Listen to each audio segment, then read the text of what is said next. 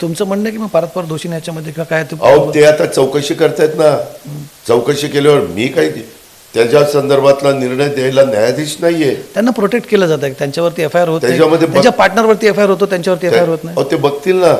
त्याच्याबद्दल माझा कुठं संबंध नाही. ते डिपार्टमेंट पण माझ्याकडे नाही. एफआयआर करण्याचं काम पण माझ्या डिपार्टमेंटकडे नाही. त्याच्यामुळं जे काही असेल ते त्या ठिकाणी होईल. वारंवार असं एक परसेप्शन दादा तयार होते की तुम्ही उपमुख्यमंत्री आहात किंवा तुमचा एक इथे हो, तुम्ही इथले पालकमंत्री आहात, त्याच्यामुळे त्यांना एक प्रकारे तिथे इम्युनिटी मिळते, त्यांना त्याच्या प्रकारे एक संरक्षण मिळतं. असं तुम्हाला वाटत असेल तर माझा काही दोष नाही. कुणाला काय वाटावं हा ज्याचा अधिकार आहे. ठीक आहे दादा, आगामी काळात आता पुण्यात आपण बोलतोय हा मुद्दा कारण तो निवडणुकीच्या निमित्तानं हा मुद्दा पुन्हा पुन्हा चर्चेत आणला जातो विरोधकांकडून, म्हणून आपण अजिबात ते विचारणार. अजिबात आणला गेलं नाही. मी पण सभा घेतोय, तुम्ही पण पेपर बघा. लोकांनाही कळलेलं आहे की तिथं व्यवहारच होऊ शकत नाही.